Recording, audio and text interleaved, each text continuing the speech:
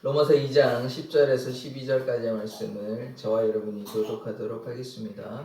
선을 행하는 각 사람에게는 영광과 존귀와 평강이 있으리니 먼저는 유대인에게요 그리고 헬라인에게라. 이는 하나님께서 예모로 사람을 취하지 아니하심이라. 12절 같이 읽겠습니다. 무릇 율법 없이 범죄한 자는 또한 율법 없이 망하고 무릇 율법이 있고 범죄한 자는 율법으로 말미암아 심판을 받으리라. 아멘. 하나님, 우리가 죄 가운데 거하는 것이 아니라 은혜 가운데 거하는 삶임을 고백합니다. 아멘. 날마다 함께하여 주시옵소서. 아멘. 예수 그리스도의 이름으로 기도드립니다. 아멘. 아멘. 어제 이제 선을 행하면 존귀와 영광과 이제 영생이 있습니다. 이제 구원이 있고 그 다음에 악을 행하면 죄 가운데 거하면 거기에 따르는 심판이 있는 것이죠. 죄에 대한 보응이 있다고 그 전에 말씀에서 이야기를 하는 것입니다. 그래서 불의하면 선하면 영생을 얻고 불의하면 진노, 심판이 있다는 것이죠. 그래서 악을 행하면 죄악을 행하면 하나님 앞에 고난도 당하게 되고 고난만 당하고 끝나는 것이 아니라 진노를 당한다. 결국은 심판을 당한다. 하나님과의 어제 관계의 단절, 그게 이제 시편 88편에 나오는 것인데요. 자기의 고난을 어떻게 묘사하고 있냐면 이 지옥과 같은 묘사를 하고 있습니다. 그래서 관계의 단절, 뭐 지옥은 아니에요. 그렇게 이제 관계 단절된 상태가 뭐 지옥과 같은 상태인데, 그러니까 그것이 되는 것이에요. 물론 물리적인 고통이 있습니다.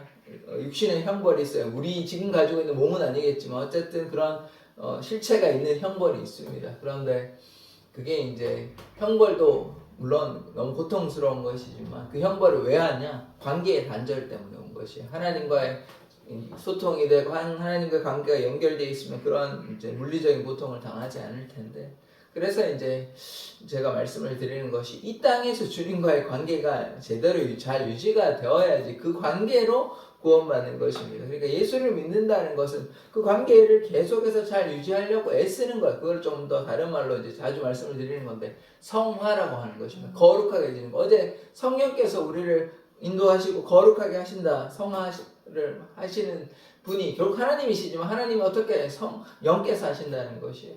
뭐 결국 하나님이 하시는 거나 성령이 하시는 거나 같은 이야기인 것인데, 그래서 거룩하게 돼야 되는 거예요. 잘 관계를 유지한다는 말은 성령 안에 거하고 우리가 성령의 전이고 하나님의 전이기 때문에 그 안에서 같은 방향으로 같이 이제 발 맞추어 걸어간다. 성령으로 행한다는 말은 보폭을 맞추어 이 스토이 케어라는 것인데 발을 맞추어 간다는 것이에요. 내가 앞서지도 않고 뒤로 물러나지도 않고 하나님께서 말씀하시는 대로 그 옆에서 바짝 붙어가지고 함께 한다는 것인데, 때로는 내가 먼저 하겠다고 내가 열심을 가지고 주님 따라오시라고 내 욕심 가지고 내 계획을 가지고 이렇게 할 때도 있고, 아니 다를 때는 다른 면에서 어떻게 하냐면 주님 먼저 가시라고 저는 나중에 천천히 가겠다고. 둘 다 아닌 것입니다. 하나는 게으름이고 하나는 뭐 욕심이거나 내가 주도적으로 하려고 하는 거. 뭐 내가 주도를 열심히 하는 것까지는 좋은데 문제는 내가 주인이 되면 안 되는 것이에요. 하나님께서 이끄시는 대로 따라가야 되는 것이지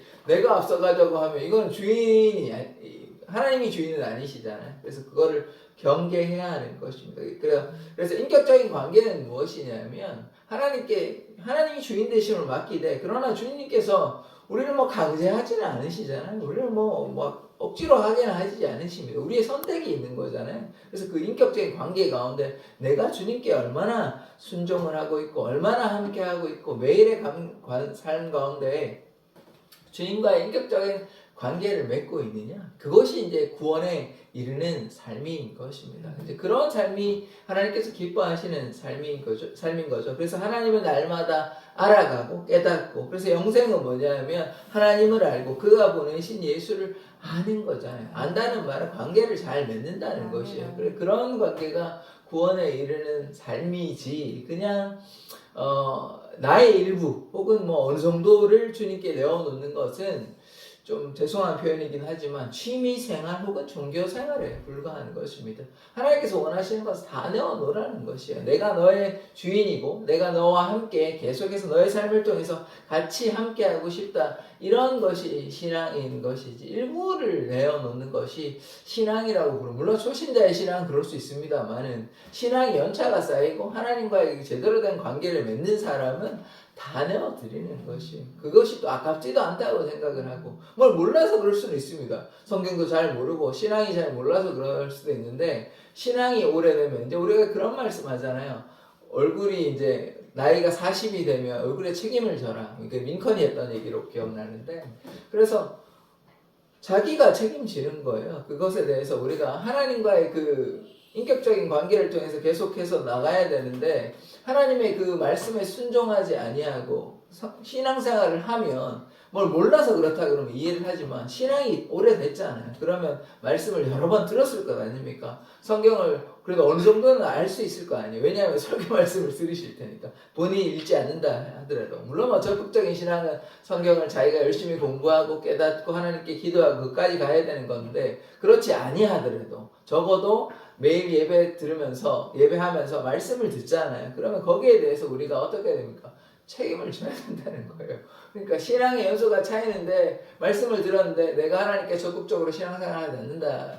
수동적으로 신앙생활을 한다는 건 조금 반성해야 되는 부분이 분명한 것입니다. 왜냐하면 하나님께서는 말씀을 통해서 그렇게 얘기하지 않고 설교자가 분명히 그런 얘기를 할 텐데 그런데 거기에 대해서 반응하지 않았다는 것 아닙니까? 순종하지 않았다는 거잖아요. 그게 그러니까 결론적으로 이제 종합해서 말씀을 드리면 뭐냐면 하나님과 인격적인 관계에 내가 그 말씀에 순종하고 반응하고 날마다 하나님과 함께 하는 거잖아요. 근데 그렇지 않았다 그러면 거기에 대한 책임을 어느 정도가 아니라 그 본인이 져야 하는 것이죠. 그럼 어떻게 하겠습니까?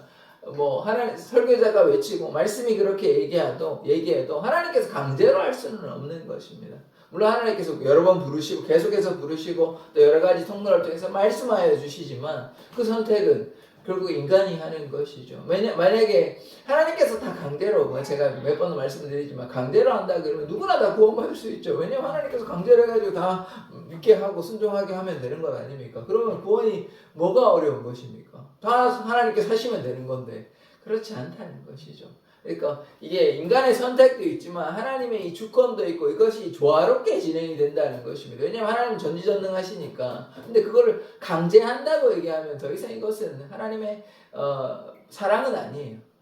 왜냐하면 하나님께서 마음대로 다 하실 수 있는데 그리고 그러면 이 인간의 자유의지는 얻게 되고 구원의 책임은 오로지 다 하나님께 있는 것 아닙니까?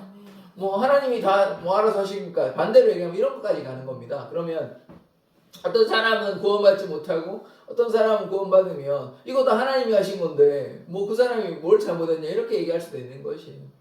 하나님이 다 알아서 하시는 거지. 그럼 우리의 노력은 아무 필요가 없는 겁니다. 우리의 존재의 목적이 없어요. 왜 하나님 마음대로 다 하시는 거니까. 그렇지 않다는 거예요. 이게 조화롭게 이해를 하셔야 되지. 인간의 의지도 필요 없고 뭐 하나님이 다 알아서 하신다 그러면 뭐 우리의 존재 이유는 뭡니까? 아무 존재 이유가 없잖아요. 결국 하나님 마음대로 다 되시는 건데 그게 아니라는 것입니다. 이게 조화롭게 하나님의 의지도 있고 주권도 있지만 인간의 선택도 의지도 있다는 것이 이게 같이 조화롭게 진행이 돼서 하나님은 전능하시기 때문에 그 은혜에서 그래서 우리에 대한 이 책임을 물으시는 거예요. 그럼 우리한테 책임 물으실 수도 없죠. 하나님 마음대로 다 하셨는데 왜 하나님께 책임을 물어야지 왜 우리에게 책임을 묻습니까? 우리에게 책임을 물으려면 우리에게 선택권을 주고 책임을 물어야 되죠. 우리의 선택권이 없는데 우리에게 뭐 책임이 뭐가 있습니까? 다 하나님 마음대로 하셨다고 얘기하면 하나님께 하실 말씀이 없잖아요. 그렇지 않다는 것입니다. 하나님께서 우리에게 선택권을 다 주시고 우리의 책임이 있기 때문에 그 책임을 나중에 물으시는 것이에요. 심판 때 앞에 설지 안 설지는 모르겠지만 서고 안 서고가 중요한 게 아니고 어쨌든 신자는 무조건 서게 되겠지만 불신자는 이미 뭐 안 서더라도 심판을 당하게 되는 것입니다. 지옥에 가게 되면. 그래서 우리가 주님께 순종하는 자 되기를 원합니다. 10절 말씀 보시겠습니다. 선을 행하는 각 사람에게는 영광과 존귀와 평강이 있으리니 영광과 존귀와 평강이 있습니다. 그래서 하나님께 나아가면 하나님의 영광과 하나님께 올리는 존귀와 그리고 하나님께 주시는 평안이 있는 것입니다. 그래서 이게 참 신자의 큰 축복이라고 생각을 합니다. 저도 최근에 여러 가지 문제로 마음에 좀 평안을 잃어버린 것 같아요. 물론 뭐 그거를 완전히 그런 건 아니지만 그래서 하나님께서 결국은 뭐냐 평안이라는 것은 하나님만을 기뻐한다는 것입니다. 저에게도 적용해야 되는 것이에요. 이제 무화과 나무 잎이 없어도 지금 내 눈앞에 펼쳐지는 것은 선하지 않고 괴롭다 할지라도 어떤 어려움이 있다 할지라도 어떻게 되냐 주로 인해 기뻐하는 거야. 그것이 진정한 평안이라는 것입니다. 바울이 때로는 거의 뭐 혼자 있다시피 한 것 아닙니까? 그럴 때 물론 하나님께서 함께 하시니까 그러니까 그 안에 평안이 있었다고 생각을 하는 것입니다. 그래서 마찬가지로 우리에게도 평안이 있다는 것을 기억하셔야 되는 것입니다. 그래서 저에게도 적용해야 되고 이제 성도 여러분들도 평안이 주님 안에 거한다는 것이 평안이 있다. 이 평안이라는 것은 때로 어려움이 있을 수 있습니다. 어려움이 있지만 그 어려움에 내가 개의치 아니하겠다. 어려움에 흔들리지 아니하겠다. 주님으로만 기뻐하겠고 주님만 바라보겠다. 이런 신앙의 결단, 신앙의 고백인 것입니다. 그러니까 주님만 향해 나아가야 하는 것이죠. 그러면 주님께서 도와주십니다. 그 뒤에 보시면 먼저는 유대인에게요, 그리고 헬라인에게라. 이 유대인과 헬라인 이거는 제가 말씀드렸지만 어제도 말씀드렸지만 구분이 있는 것이 아닙니다. 이게 뭐 순서가 있는 것도 아니고 모든 사람에게 해당된다 이렇게 이해하시면 되는 것입니다. 왜 이렇게 썼냐? 로마에 있는 유대인들에게도 편지를 한 것이기 때문에 로마에 있는 로마 교회에 얘기할 때 그 안에는 유대인들도 있기 때문에 이렇게 이야기를 하는 것이에요. 그래서 근데 지금 적용하자면 이거는 뭐 유대인 따로 그러니까 그런 따로 구분되는 것이 아닙니다. 그래서 이 모두에게 다 이제 적용된다 이렇게 보시면 되는 것입니다. 그래서 11절 말씀을 보시면 이는 하나님께서 외모로 사람을 취하지 아니하심이라. 이 말씀이 뭐냐면 아까 유대인이고 헬라인이고 이렇게 얘기했잖아요. 그 외모가 좀 다를 것 아닙니까? 근데 그 다른 게 중요한 게 아니다. 그래서 다 해당된다. 모든 사람에게 예수를 믿으며 선을 행하면 영광과 존귀와 평안이 있다 이 얘기를 하는 것입니다. 근데 악을 행하면 어떻게 되냐? 심판을 당하게 되죠. 진노를 당하게 되는 것이다. 불의한 자에게는 진노가 있게 되기 때문입니다. 자, 그 다음에 12절의 말씀을 보시면 무릇 율법 없이 범죄한 자는 또한 율법 없이 망하고 그 다음에 무릇 율법이 있고 범죄한 자는 율법으로 말미암아 심판을 받으리라.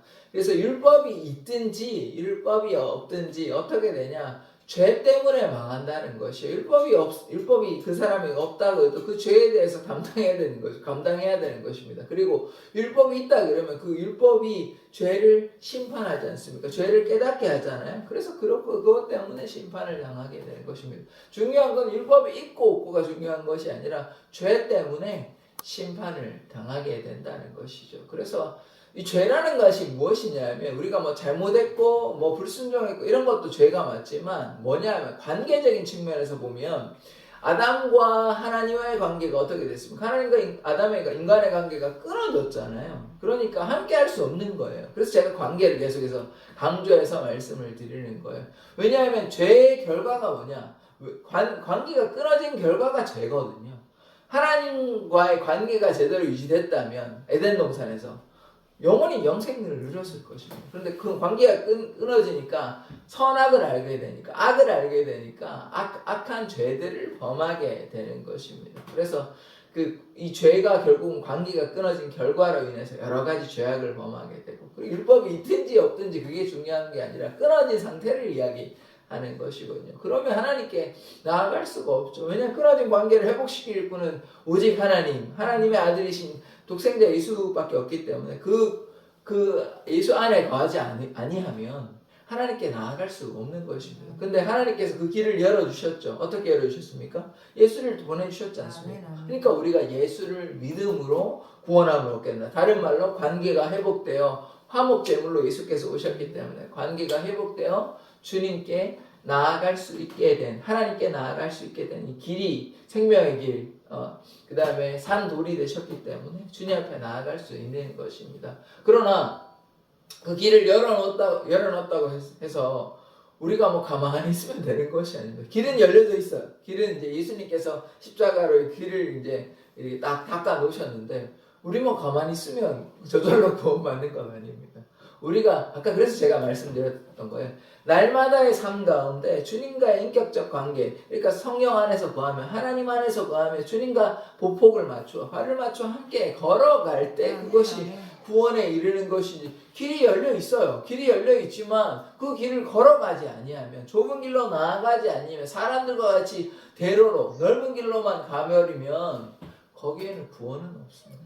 하나님께서 말씀 가운데 제가 십자가를 늘 강조하지만 십자가가 하나님의 지극하신 사랑, 사랑의 극치입니다. 사랑의 끝이에요. 하나님의 그 사랑이 예수 그리스도를 통해서 나타나신 거 맞습니다. 그런데 십자가는 하나님께서 우리에 대한 지극한 사랑인 동시에 죄에 대한 심판입니다. 죄에 대한 끔찍한 심판이죠. 왜냐하면 하나님의 아들이란 말은 하나님의 본체시잖아요. 결국 하나님이 죽어야만 이 죄가 해결되는 만큼 끔찍하다는 것입니다. 그것을 같이 생각해야 돼요. 그러면 어떻게 해야 되냐면 하나님의 그 사랑을 깨달아서 날마다 하나님과 동행하고 이 죄가 이렇게 끔찍하구나. 관계가 끊어진다는 거. 이 죄의 결과가 무엇입니까? 사망이잖아요.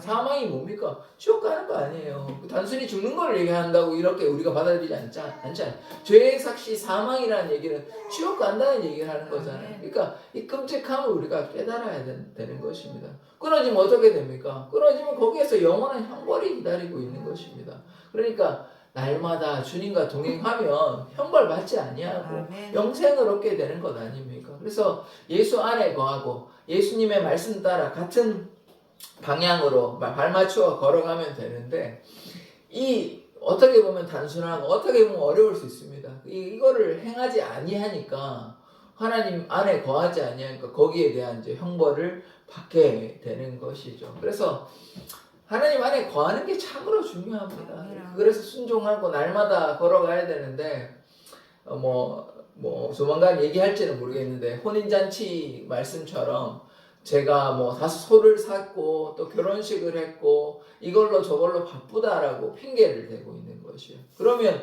혼인잔치 지금 들어가야 구원이 있는 것입니다.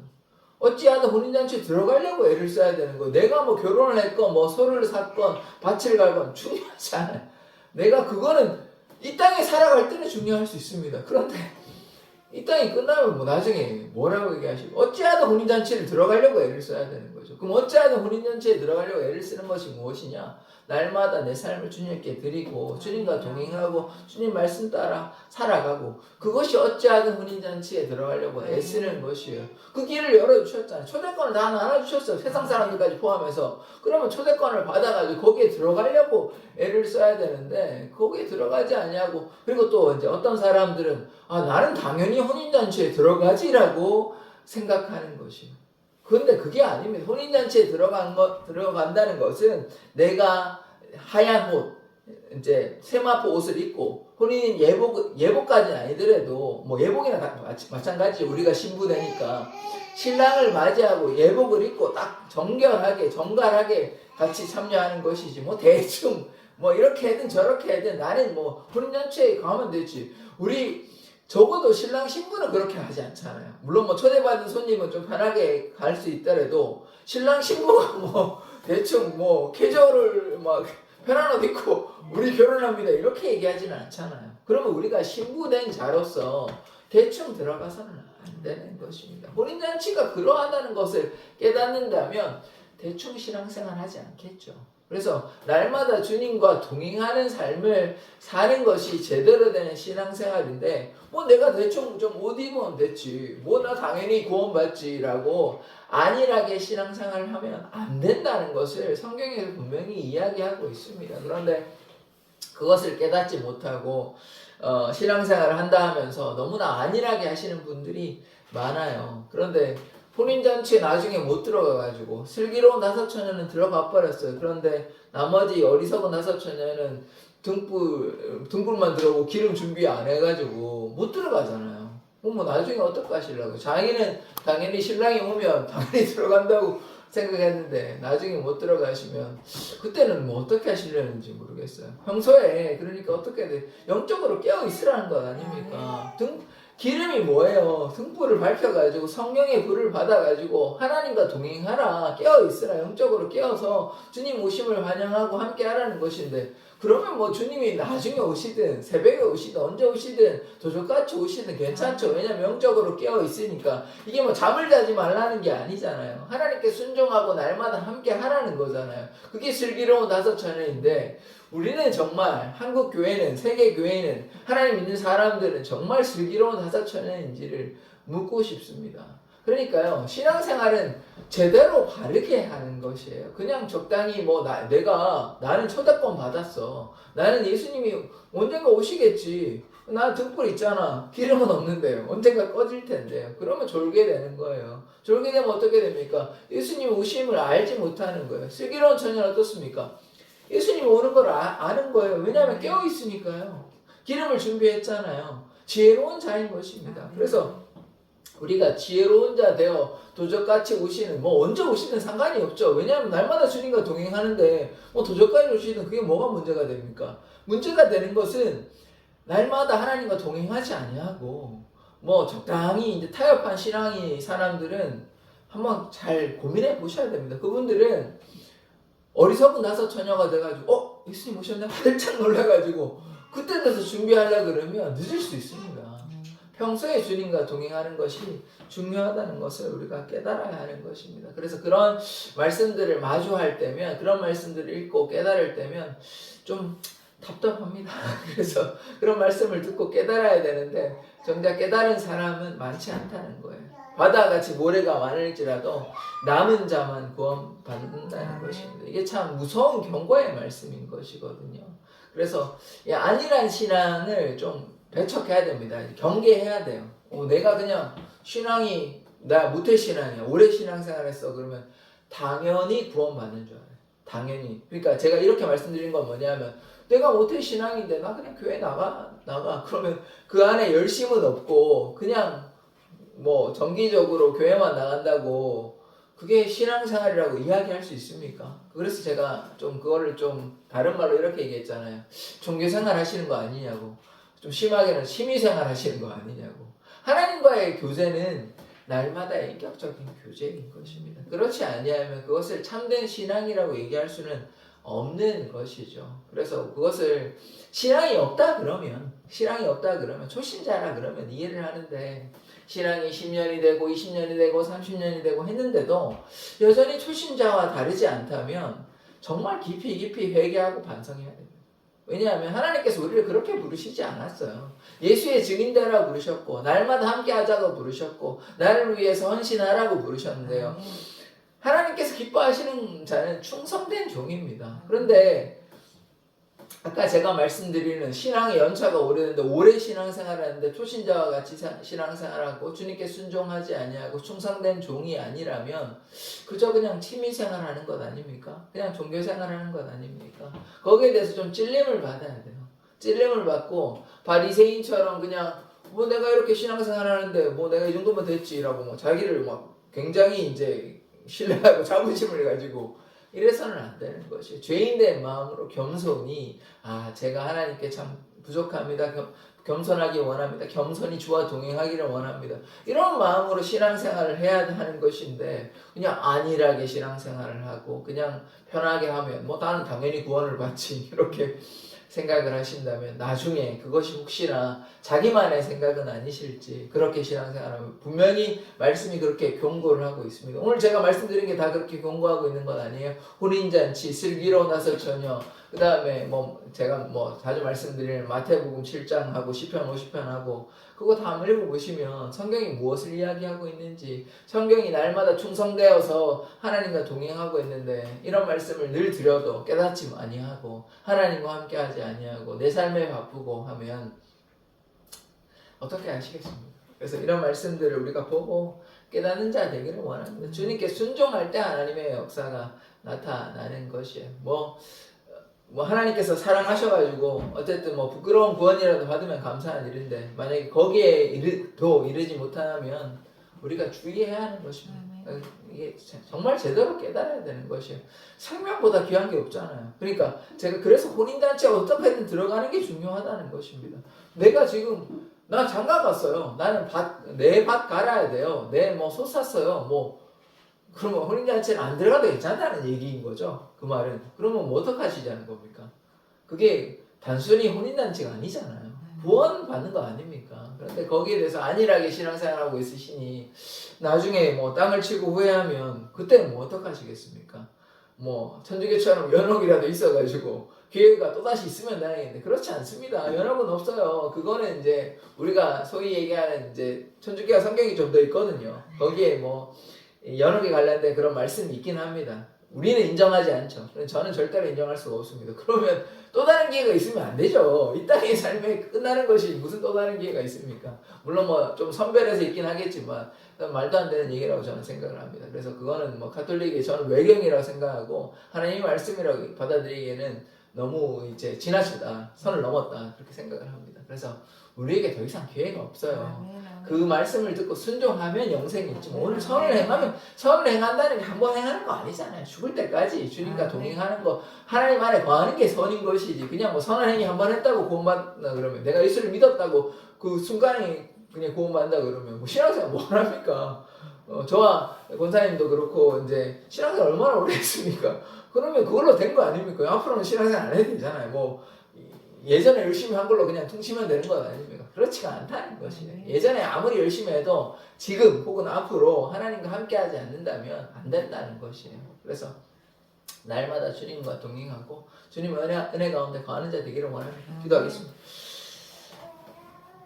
하나님께 순종하고 하나님의 은혜 가운데 거하는 우리의 삶이 되기를 원합니다. 그러하면 주님께서 우리에게 영광과 존귀와 평강을 허락하여 주심을 고백합니다. 평안 가운데 거하는 삶이 그저 안일한 신앙이 아니라 날마다 주님과 동행하여 혼인잔치에 참여하기 위해 애쓰고 헌신하는 삶임을 고백하오니 우리 사랑의 교회 모든 성도들이 자기의 일로 바빠서 게으르고 자기의 일로 핑계대는 것이 아니라 하나님께서 부르실 때 순종함으로 나아가는 사랑의 교회 성도들 한 사람 한 사람 될 수 있도록 그들의 마음을 여시고 그리하여 구원에 동참하는 삶 살아갈 수 있도록 주여 그들을 불쌍히 여겨주시고 주님께서 구원하여 주시옵소서. 예수 그리스도의 이름으로 기도드립니다. 아멘.